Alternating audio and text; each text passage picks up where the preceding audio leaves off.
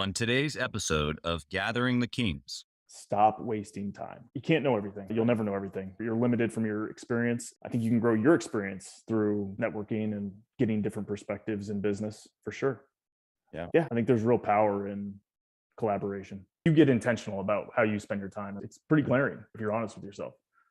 You are listening to Gathering the Kings with Chaz Wolfe, featuring fellow 7, 8, and even 9-figure business owners who have real battle scars from business and life, but have prevailed as the king that they are designed to be. We welcome high-performing entrepreneurs to the stage in order to reveal the real of the real on what it takes to build a successful business today. We dissect the good and bad decisions they've made along the way that give a true and accurate picture of the journey of success and how you too can get there. Through this dialogue, you will learn the value of growing your network and surrounding yourself with power players and kings like today's guest. Grab your pen and notebook because we're about to dive in. What's up, everybody? I'm Chaz Wolfe, Gathering the Kings podcast. Today, I've got Matt Weatherly here on the King stage. My brother, how you doing? Doing well, Chad. We're here in the Midwest, and the morning after the Chiefs win the AFC Championship. I know we popped on here. What'd you say? In dramatic form. In dramatic form, naturally. I was just telling my wife last night, late when I got home, that it was the slowest second half I've ever been a part of. It was so cold, and we're sitting there and delay after delay, and then all of a sudden, boop, they won. It was like, whoa, what happened? Anyway, repping the official gear this morning. I was telling you, I'm not that big of a sports fan, really. I'm much more of a, like, if it's got the last name Wolf on the jersey, then I'm all about it. But that's okay. Every now and then, when in Rome, they say, right? Absolutely. Well, Matt, I'm thankful that you're here to give of your time and expertise. What kind of business do you have? Luna & Associates is an independent manufacturer's rep firm. So we bridge the gap for manufacturers in the sales process to contractors and their clients mainly. We work with, we occupy commercial roofing space, but we bill ourselves as building envelope representatives, so air barriers, below grade waterproofing. And we work with contractors, architects, distribution owners, even to help facilitate and move our manufacturer partners, clients, however you want to talk about those guys, their products. Yeah. I love how you're triaging relationships. Really, you've got some products and you've got some end users and several people in between that you're kind of helping manage the whole process. And adding value along the way. And the commercial roofing space is huge. We all go into big buildings and we're thankful that they have a roof. Absolutely. It's a great business. It's people don't even know about it. Like growing up, I knew about it because my dad was in commercial roofing, but everybody I talked to was, oh, so you do shingles? It's like, no. No. Way down the other end of the spectrum. Yeah. It's a great business. Everybody needs one. None of them last forever. So that's kind of, it's a good place to be. Yeah, exactly. Well, we're excited to maybe get into some of the detail of what that means and how you're able to serve people, how we can learn from you here today. But from a bigger perspective, I want to know, for you personally and or even corporately inside the business, what's the why? What's the burning desire for you? Why are you pushing? Why is the company itself, even after all of its success, why is it still pushing to go to the next level? I think for me personally, a lot of it has to do with age and just a competitive spirit. I'm young, so I got a lot of time left. And so what do you do with that time? I want to do well. I want to do a, I don't know, good job isn't necessarily the way to talk about it, but I'm 37. I got time. So why not? Yeah. From a company, and then competitively, I like to win, and I probably hate to lose more than I like to win. Sure. It's something about, I don't know what there is about that, but I grew up playing basketball, sports. You're always looking for the next shot. You're always looking for the next thing. So for me personally, this is another progression in my career, my experience from a business perspective that I just want to attack and do well at. Corporately, from a company perspective, I think we're always getting pushed by our vendors to do better. I think that we all agree that if you're not growing, you're dying. We all have a very competitive nature within the organization. The 3 founders and then myself, that we like to win. Winning's fun. So and then we're small enough. Luna & Associates is comprised of 12 people. So we have a family dynamic, and we want everybody to do well. It's not just about the business is not about sales necessarily or making money. It's about creating a sustainable business for everybody to do well in. So I think that sums up, I guess, Yeah. my answer. Well, I've heard you say several things kind of probably inside of that, and maybe we can explore some of them. But when you say sustainable business for everybody, obviously there's the manufacturer and then the end user, and then all the little stopping points along the way. But then there's your people, like you said, for everybody. So like you're building and have been for a while a business that has people. Yeah, absolutely. People are what make product, and people are what make the sales process go round, and all of these things that you facilitate or even offer training or relationship, maybe management of. I just think that that's probably the biggest thing, which I know is part of your game, probably a big part of why you're there. Is because you got to keep people. You got to grow something that's sustainable.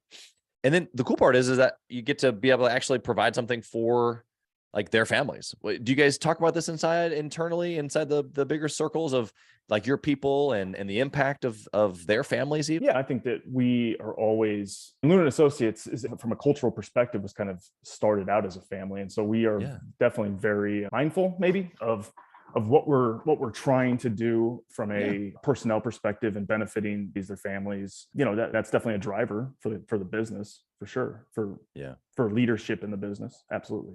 Yeah, absolutely. Good. Well, let's get into tactically. Let's hear about your story a little bit. Like, how did you get to the place you are today? And then also maybe give us a little bit of the Luna story as well. Yeah. So where I am today, how did I get here? So I was born into commercial roofing. It's kind of funny, but once you get into roofing, it just seems like you can't get out of it. It just sticks to you. Yeah, it's a joke within the industry. Once you're here, you're here. So I was born into it. My father worked for a company called Wood Roofing and Sheet Metal in Des Moines, Iowa. He ended up becoming vice president of that company at a young age. I think he was 27. Went back to school and ended up getting an MBA, went to work for a company called FMI consulting firm. So we moved down to Tampa, Florida for a year. He decided he wanted to raise his family instead of traveling 6 days a week. So he went back to work at Wood Roofing Company and grew that business, and hence you can't get out of it. He tried to leave it, ended up back in it. So I kind of say I didn't really have a choice. I grew up in a Christian family, church 3 days a week or 3 times a week, went to a Christian grade school, junior high and high school, went to a Christian college, started shingling when I was about 15 in the summertime. Me and my buddies were athletes. We liked the labor, so it helped us get strong for basketball season or whatever. Right. And then I just continued in the roofing from a shingle person. I was shingling roofs, and then kind of got into a little bit of a spot where I dropped out of college and wanted to go do me for a while. Yeah. And we've all had those moments. I got into some trouble, moved in with some buddies. We kind of probably a poor decision, but I got a lot of experience. And one day I was complaining about not getting paid as a subcontractor or something at a post-church dinner with my family. And my dad kind of looked at me and he said, I tried to keep you out of this business, but if you're going to be in this business, why don't you come work for a union shop as you get standard pay and this, that, and the other thing. So I went and worked for their service department. So I was a service tech. And once I went back to college at St. Faith Baptist Bible College, finished my degree there, moved into the office, did some project management, ran the sheet metal department, did some sales, then decided that I didn't necessarily want to live in my father's shadow forever. So went to work for a roofing distributor called ABC Supply. Okay. After that, did that for two and a half years. And then Luna and Associates, the guys, the local rep, found me and he offered me a job, and I moved to Omaha, Nebraska, where I've been doing the independent rep game for, it'll be 10 years this April 1st, it'll be 10 years. Wow. So wow. Yeah. So you've been around for a minute as well as the industry, obviously for an even longer minute.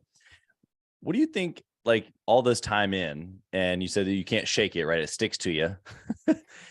Do you see yourself for the next 40 years being in the commercial roofing space? Absolutely. Yeah. Why do you think that is? Why do you think that it's so sticky? Well, I think it's a good business. I think it's, like I said, everybody needs a roof and none of them last forever. So there's a sustainability aspect there, but I really do think it's the people. I've met some of the best people, and I've made some great relationships in this industry and in this business. Yeah. It's there's something, I don't know, it's humanitarian, because nobody, it's silly to have an ego in roofing. It's like you just meet very down to earth people. Yeah. I mean, we're not lawyers, we're not doctors, we're in roofing. So I think I think that's a big part of it. I think the people. Yeah. It's really cool that you have that recognition. I think that even we try to find our tribe, right? Like people that are like us, that are going where we're going. Even inside of Gathering the Kings, our peer-to-peer mastermind group, it's the same thing. Like I've kind of dubbed it this grateful but not done, because not everybody's a contractor, not everybody's in roofing, not everybody's in the same industry, but the commonality is what you just kind of described, that kind of like humble, but like super competitive, super like we're on the track to the moon, but like right here, right now, I'm not going to look down on you. In fact, if anything, we're going to collaborate together and try to make each other better. So there's this gratefulness, but there's this agreement that we're not done. We can't be done. We're made for more. That's kind of what I got from this, maybe just like a more humble crowd, maybe, that you're talking about in the roofing industry, which has been my experience with the industry as well. I would agree with that. Yeah, it's a real opportunity from leadership. And I think you've touched on this listening to some of your podcasts. I think servant leadership I would say that I subscribe to it, try to subscribe to it. It's not easy all the time, but that's right. There's a lot of opportunity in this business to serve people. So from a it's not done perspective, there's always something to do. And that's, you wake up every day and it's how can I help? And it's just something, there's something very gratifying about that. Right. Yeah. Good stuff, man. I want to go into maybe some practical things along the way that you've done in your history. Looking back, what was a good decision that you made coming up the ranks, or even now in your current role? Like what's something that you've done that has led to some success that you can tangibly be able to show, and then be able to, we can learn from it? I think that some good decisions. Being able to admit when you're wrong is always a good decision. So for example, I dropped out of college and I went and moved in with some buddies, and we were going to do we're 19, 20, 21, whatever we were. I can't hardly remember at this point. And we were partying and all this and that. And then one day I kind of woke up and I was like, wow, this is just not what I want. We were working construction. I was like, this is not what I want to do with my life. So when you're 20 and you've made some really poor decisions and you've disappointed some people, specifically your parents, to pick up the phone and make that call to your dad and say, hey man, can I come home? Kind of like a prodigal son type situation. Yeah, totally.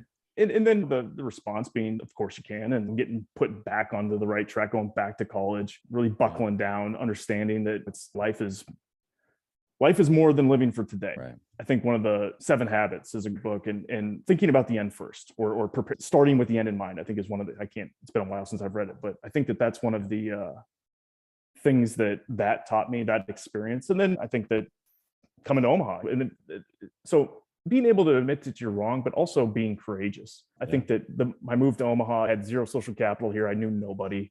My company, I wouldn't say that they picked me up and dropped me off here, but there's only so much that a fellow Lunan associate can do for you when you're basically just trying to figure out the streets. And that's right. I've never done this before. Looking back on it, there was a risk there, but it paid off big time. And then I guess the third would be because of that, I would say this. I mean, I met my wife here. I've got a great, beautiful family, wife and child, one on the way. Yeah. It just, that being courageous and taking that risk is, you never know how things will pan out. And then when I got here, man, it's just hard work. There's nothing else. Just understanding, working hard. Growing up, I remember all the time in my life, whenever things were tough, I used to go running with my dad at a young age, 8, 9 years old. We'd go jogging and go 3-mile runs and stuff. And he'd say, be towards the end, and I'd have a cramp, and he'd never give up, never quit, never give up, never quit. He used to just say that. And that kind of like was in my mind all the time. It's work hard, get up every day, work hard. Yeah. And I think that if I can sum it up, those would be the 3 things that from a good decision making that I guess I've done. Yeah, it's some incredible insight there. I think that admitting when you're wrong, you're right. We oftentimes with ego don't do that, whether it's obvious to everyone around us that we should or not. Sometimes we hold on to those mistakes or maybe poor decision making. And then obviously for you to be able to grow up and continue to press in, I think is really a lot of what you've just described is, okay, so I got set on the right track, but that doesn't write the rest of the story for you. You have to then continue down the path of continued good decision making, hard work, and picking the right spouse. Like all these are major topics that make a big difference in our individual success or even corporately as a family. I think that they matter a lot, actually. So you're talking about some really some big things. It's funny because you're talking about your dad dropping little nuggets on you while you're running and stuff. I didn't know my dad growing up. He didn't know I existed, and I thought somebody else was my dad. Through some circumstances, we met when I was 24, and I remember this was like 11, almost 12 years ago, and he's told me the story of raising his children, which are my siblings, but I didn't know them, right? And taking them out to cut musk thistle out in the pasture and teaching them hard work and never quit, even though it's hot and sweaty. And even though our friends maybe spray and it's a whole lot easier, we're going to come out here with shovels and we're going to cut it, because there's something to be said about a good day's worth of work and persevering through it. That then later in life, whether you actually have to do that or not, you have that stick-to-itiveness. Would you agree that that's kind of maybe what your dad was depositing to you, and you've used that kind of time and time again? Oh, absolutely. I think that, something very gratifying about hard work and doing things that you don't want to do. It's tough to continue. I guess it's tough to continue that. Physical labor it's immediate, right? So you roof a house, you start and it's terrible. And then you get done and you look at it and you say, oh, wow, I accomplished something today. And now it's how do you, the bigger question now is how do you keep that going? How do you, I don't know. I won't say I chase after it, but totally. Yeah. It's something I do miss about that, the physical side of this business. Yeah, I think that if we're going to use king mindset, right? Like there's a warrior still inside of the king, right? Like the warrior who's in the physical battle, who's chopping away at the enemy. Survival. It's kind of one foot in front of the other. Like just keep going. Like this is tough. Got to persevere. But eventually things happen, and you become someone different, right? You have a bigger perspective. You have maybe a family. You have a team. You have a business. You have a church. You have a community. All these other people counting on you, and the weight of the crown versus the sword is simply to govern, right? The sword is like, okay, we're in there doing the manual labor, and that's good. Like there's a part of us that's like, ooh, like I'm going to hold on to that. Like I'm never afraid to jump into the battle. Like I'm that king, or you got to like kind of like almost keep me back. David in the Bible was like, hey, well, I'm going to go. And they're like, whoa, dude, if you die, what happens to all of us? Like, no, we're going to put you far back in the bunker, so that way nothing can ever happen to you. And at some point we become that valuable. But the desire in us to be able to have that, like that battle, is obviously always still going to be there, because we were once there, like heavy every single day. You know what I mean? Oh yeah, absolutely. What do you think for you, just as we're talking about this, and I don't want to leave it too soon. What was that transfer or transition for you? Like that warrior to king, was it a period of time? Was it getting married, having a family? Was it a new position in the company? What was it for you that kind of like tipped you over the edge there and started putting on that crown and putting down the sword? I don't know that I'm there yet. I think getting married probably was a big part of helping me understand what that transition. That was the first time that I really felt, and I mean, it was amplified right through having a child. When somebody is truly dependent on you, I think that would be the closest, I guess, the most direct or massive moment that happened to me. Yeah. In that capacity. From a business perspective, again, I think I see the on the business versus in the business, the analogies, all the buzz topics, but definitely not there. That's for me, that has become a discipline to try to look beyond what I am, what's right in my backyard, right? The thing that I built, the thing that my territory, what are Matt's sales numbers, and am I still on top? Whatever. It's hard to move away from that. Yeah. It's definitely been hard for me. And it's something that I've been working on. Yeah. To your point, it's a different game, right? Like, it's just a bigger game. The pieces look different. We keep score differently. And so when you're a salesperson, or when you're a warrior, or when you're coming up, or even when you're building, if you're building your own business, listening right now, and you're wearing all the hats, you keep score completely different than when you do, and you have a team, or you have even key roles in the team, and you're starting to look at the next 10 million as opposed to the next single job. So it's just a different game. You can still be competitive. You can still have that, like, oh, let's go, like, win. Like you said earlier, I just think that it's the mindset of the rules change, right? The game changes, the pieces change, but we can still go after it. I want to know of a bad decision, though, man. You talked about maybe a couple of silly things that you did as a youngster, but maybe inside a business. What have you done? Just something that just didn't work that we can learn from. Bad decision. Most recently, I made a decision to bring on a vendor line without communicating to the people that it would have affected most. And you see how that probably didn't turn out the greatest? No, it was not. It was one of those things where it made all the sense in the world to me. Yep. I had an idea, and I had, I don't know, a vision, so to speak, on it, and I didn't communicate it, didn't collaborate, didn't gain any, just pulled the trigger, and that was a huge mistake. So I had to eat plenty of crow with that, and go ask for forgiveness or apologize. But it was one of those things where it happened early. I'd been named president, and for some reason it just kind of was the way that it worked out. It just happened so fast that it wasn't that I was trying to make a decision because I thought I was right. I just kind of happened, and it happened very early, and I learned a ton from it. I'll never make that mistake. I mean, when you have a team, it's not you. It doesn't matter what you think. That's right. You have to gain buy-in from everybody. Everybody's got to be on board. Otherwise it doesn't work. Yeah. So yeah, that buy-in is huge. Even from what you said earlier of it not being you anymore, when you realize that it's not you, it's not that you have to, like, play the corporate game, right? Because a lot of entrepreneurs make this same mistake over and over again because we don't like the politics, as we say, like, oh, like, I don't want to just, like, it's my decision to make. I'm just going to do it. And I don't know if the listener can relate to that at all, but a lot of times when you try to get buy-in, or when you try to collaborate, as you said, it slows the process, right? It slows it down. Then you get you have meetings upon meetings just to delineate what you had already decided what we're going to do, right? And so it seems like a waste of time. There's just so much negativity, supposed negativity, that surrounds these types of things. But when you make the decision, even though you made it with speed and maybe your opinion accuracy, it just doesn't go very far.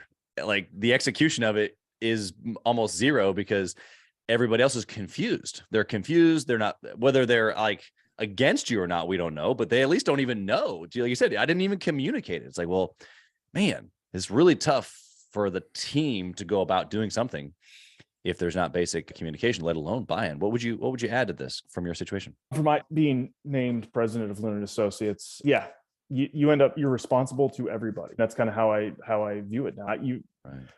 When I was a sales rep, it was me and a truck and a notepad and a territory, and we just went after it. But now it's every decision you make, or every big picture decision you make, affects everybody.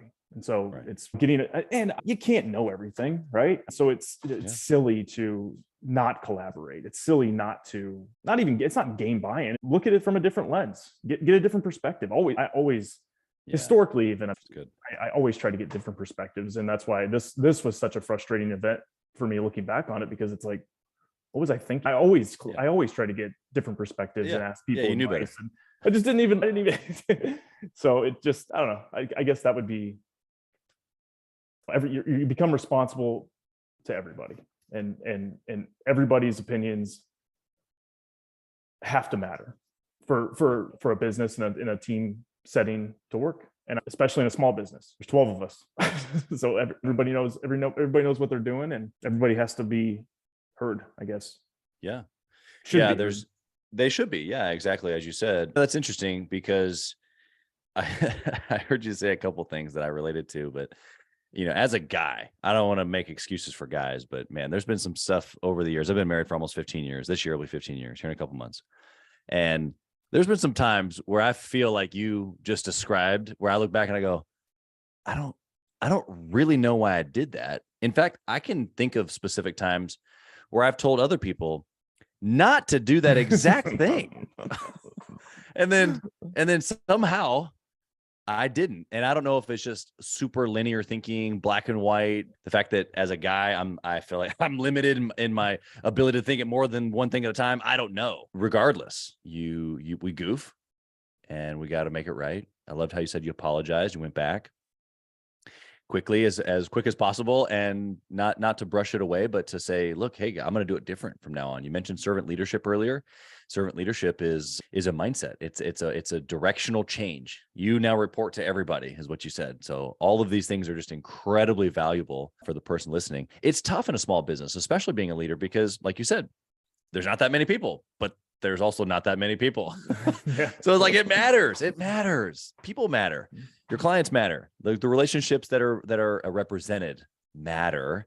And I think that's when you see it different, right? Like when you see it, and even as believers, we can have that perspective. Okay, if I'm going to see someone as the Lord sees them, right? Like that should change my perspective. I should want to collaborate. I should want to hear their perspective simply because of that simple shift. But on top of that, as a servant leader, it matters. So thanks for sharing that. I want to go into our speed round here. I want to talk about KPIs. I like to say it like this. Matt, if you could only pick one thing to track forever and ever, what would you track? What would be the most important thing? Well, my business, it's sales.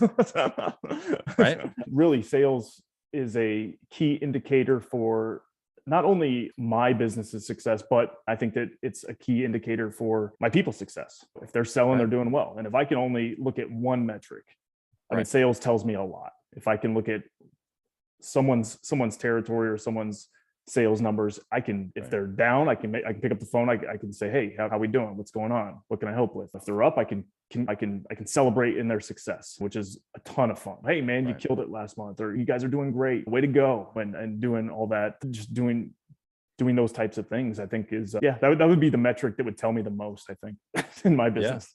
Yeah. And that's really the reason why I asked the question. Obviously you've listened to other shows or other episodes, I guess. And if the listener has as well, they realize that I get a myriad of different answers. It's fantastic. The point behind the question is, what's that one thing that you can track right now?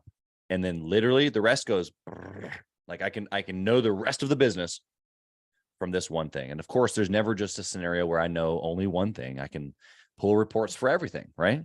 Yeah. And I should be able to do so. But from a super high perspective, as well as a quick, fast moving perspective, what's the one thing, or maybe what's the one thing I look at every day or every hour, every 5 minutes? Like there's this pulse, there's this thing that I got my finger on all the time. And for you, it's sales. I think that a lot of businesses relate to that. From that comes a lot of different, like you said, other metrics that are important. Matt, what would you recommend as far as a book for the listener if they're trying to grow their business? I got to recommend two. See You at the Top by Zig Ziglar. Most influential book I think I've ever read. Wow, that's a great book. It's been a minute.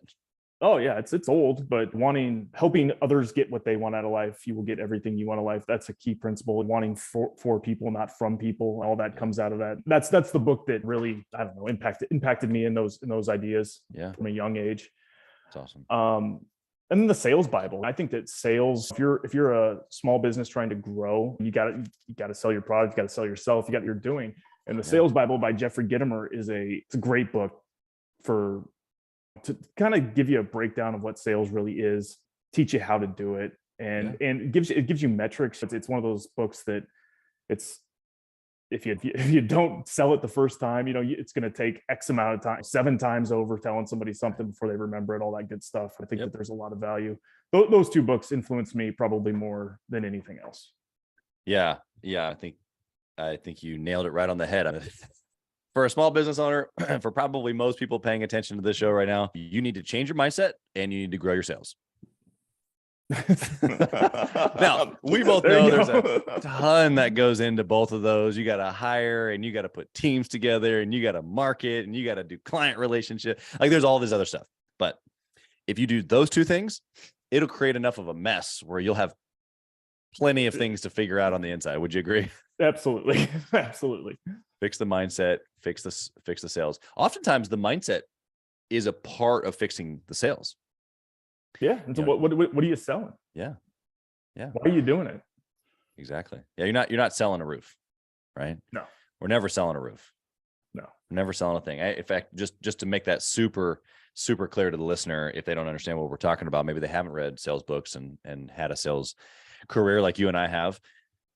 But I had a guy in my mastermind group. He sells high-end like water features, and he'll do a koi pond and a big old waterfall, $200,000-$300,000. And people are putting these spaces in their backyards. Now, he's in Colorado, so this is a kind of a fairly regular thing where, here in the Midwest, we're like, I'm sorry, you have a rock feature in your backyard. That's a little out of place. There's a lot of money being spent in a backyard, right? And we were talking about this topic around sales and a looming potential recession, and how does that affect a big ticket like a $200,000 water feature in someone's backyard? And the what came out of that is that he's obviously not selling rocks and water. He's selling peace. He's selling the ability to host. He's selling a special place. He's all of those things that fit into whatever this is why they're spending the money on the water feature. It's to be able to go to a place and read their Bible in their backyard, or to go to a place and have their family over, like whatever all those reasons come out to. That's what he's selling. Those things don't go away in a recession. No. The roof does, the water feature does, but the reasons underneath it never do, right? Yeah, absolutely. All right. What do you think about intentionally networking or masterminding with other entrepreneurs? I think it's a good idea. Getting other perspectives, different lenses to look through, I think is always good. You can't know everything. You'll never know everything. You're limited from your experience, and I think you can grow your experience through networking and getting different perspectives in business, for sure. Yeah. I think there's real power in collaboration. Yeah. We kind of already talked about inside of your team, but having that same kind of power at your fingertips, if you will, outside of the forest can help you see some things that oftentimes even the team can't see. Yeah, absolutely. Okay, those are huge. I've got a question for you about family. This is a new one that I've put on the show a couple times already this year, but you mentioned you're married and got a young one and another one on the way. And I already told you I've got some young ones as well, and we're in the thick of it, both of us. And the reality of it is this: as business owners or leaders of companies, we are where we are because we have an obsession. We have this winning, or this desire not to lose. Either way you look at it, we're pressing it hard, man. Like you cannot be successful if you don't have a level of burning desire. And so we do that in business. That's why we are where we are. But what we forget sometimes is that we have to have that same level of burning desire in the marriage or as dads. And so my question to you is, what have you done practically to be able to keep that burning desire? I just don't believe in balance. I don't believe that we're like teetering back and forth, family on this side and business on the other. And it's like this constant, like one blow of the wind and the whole thing falls down. I think it's like sustainable, actual obsession on all of it. And so what are some practicals that you guys do in your family to keep those things burning? Well, I have the benefit of working out of my house. So because of our territory for our company, Woolman Associates covers 5 states. We don't really, we have an office, but only in our St. Louis branch. Everybody else is kind of on their own. So I'm home a lot, getting my kid up at 7:30, hanging with him, getting him ready for the day. But practically, some of the things I've done personally is I've been getting up 5:30, 6 o'clock in the morning to try to get some things done so that I do have a couple hours in the morning to spend with my family before I'm off and out and about. And then you got to create, I think you got to create some sort of boundary. I know it's not balanced, but and it doesn't always work, but I try to get off my phone. I've made a commitment, get off my phone by 6, shut it down, and really just focus, take the next 3-4 hours or whatever it is, and just be present with my wife and kid. I think that's important. And I want to do it. And that's the other side of it. It's not that it's not a discipline. It's not like, oh my word, now I gotta, I'm like you said, I want to be present. I want to be a good husband. I want to be a good father. Yeah. And so I like to say all we have is time at the end of the day, and where you got to spend your time. It's most valuable to you. And I think that just having that awareness that you only, I guess I don't know how to explain it any other way. I guess I don't have Yeah, well, no, you're spot on. I love the answer. You've given us practicals, but also mindset. I want to just expound on what you said about not balance, but boundaries. I think that that's actually a great language, because look, if you were on a meeting, a leadership meeting from 2 to 4 p.m. on a Thursday, and your son walked in the room, you'd most likely say, "Hey, buddy, I'll be done in a little bit." Yeah. And so you it's the boundary the opposite way. It's not like just because we have family and business intermingled doesn't mean that they always are fighting for each other, and I have my phone on me 24/7, or that I'm always saying yes or no to the family or to the meeting, or we're doing them all hey, come on in here, we'll just all have a meeting family. That's not what integration actually means. What integration could possibly mean is okay, well, no, I did the meeting and I locked the door. There's no distraction. I was fully present with my leadership team because I wanted to be present.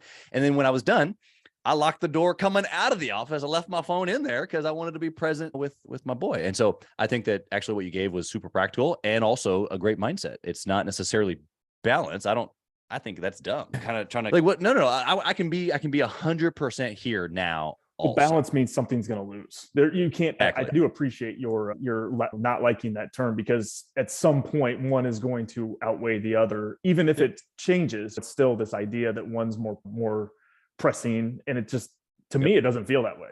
I don't. They're equally as important. Exactly. So, and when you decide that they're equally important, you do certain things like schedule the shutdown at 6 o'clock, or schedule the morning time, or if I've got an open time in the afternoon, I block that sucker and we go over to the trampoline park or whatever, right? There's all different types of ways to be able to do that. But the recognition first comes from they're both. I'm after both, or even a third. Talk about my marriage also in there as well, because it can't just be about the kids either. It's got to be, I got to be able to see my wife, right? Yeah. All right. Last question here for you, Matt. I want to know, you could whisper in the younger Matt's ear, what would you say? Stop wasting time. That's what I'd tell him. Okay. Mainly because when looking back, the things that matter, the things that really matter, you remember when you do things that matter, when you're spending your time appropriately. That's right. And again, all we have is time. Time is our most valuable asset. And I think that if I could go back, I would have done some things different that would have maybe put me in a different position. It's hard to complain about how things have turned out. Made a lot of mistakes, but learned a lot from those. And I kind of have something that I always kind of think about. It's when it comes to decision making and that process is, and I didn't know this early on, but I know now that a lot of times you don't know what a right decision looks like in certain situations. That's right. And so what we do is we make the decisions that we make the right decisions. and I think that if I could go back, I'd say you wasted a lot of time in your early 20s and late teens, and don't do that. Don't do it. Really, a lot of your message here today has been intentionality, and whether it's in the workplace or whether it's at home, or even going back to your younger self, just being a little bit more intentional about those moments. You've made a huge emphasis on time and then where we spend it. And I think that not only is that just obvious, yeah, you're right, but it's so powerful and something that we'll probably always tangle ourselves up in forever, because it is the most valuable understanding that we have is time. And I don't even know if we fully understand it. Well, it's difficult. If you really kind of end up thinking about, if you get intentional about how you spend your time, it's pretty glaring if you're honest with yourself. Yeah, I love what you just said when you said that you fully understand those moments where you were doing the right thing, and you also know when you were wasting time or not doing something impactful or influential. I don't know exactly how you said it, but they'll go back and grab it. But that was huge. As soon as you said it, it was okay, yeah, no, I know, I remember, I know, even still today, I know the moments I'm just you were wasting time. It was only 5 minutes, but you little. And so, okay, so now it sets us on a track record of being more efficient and getting more things done. No, more impactful. All right. So now we're talking about king mindset again. It's okay, in order for me to really to be fulfilled as a person, as a believer, as a business owner, as a dad, as a husband, all of these things, all wrapped in one, it's about impact.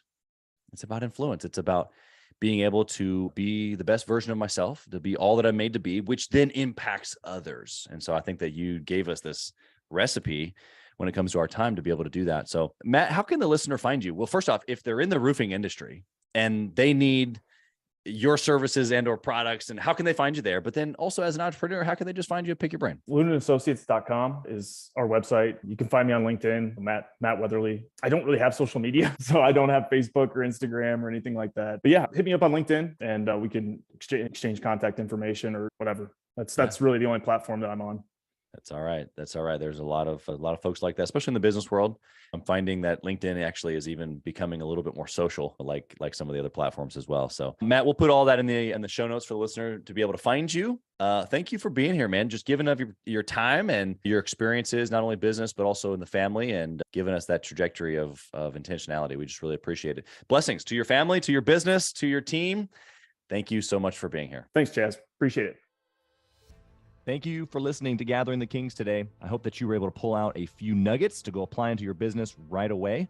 More importantly, though, I hope that you're realizing that it takes more to be successful than just being by yourself, doing it all on your own, carrying the weight all by yourself. What I have realized, not only in my own journey from multiple businesses and multiple different industries, and now interviewing literally over 200 or 300 other very successful 7, 8, and 9-figure business owners, is that it's tough to do it alone. And so Gathering the Kings literally exists to bring together successful entrepreneurs. In fact, we are putting together 1,000 kings, specifically who are grateful but not done.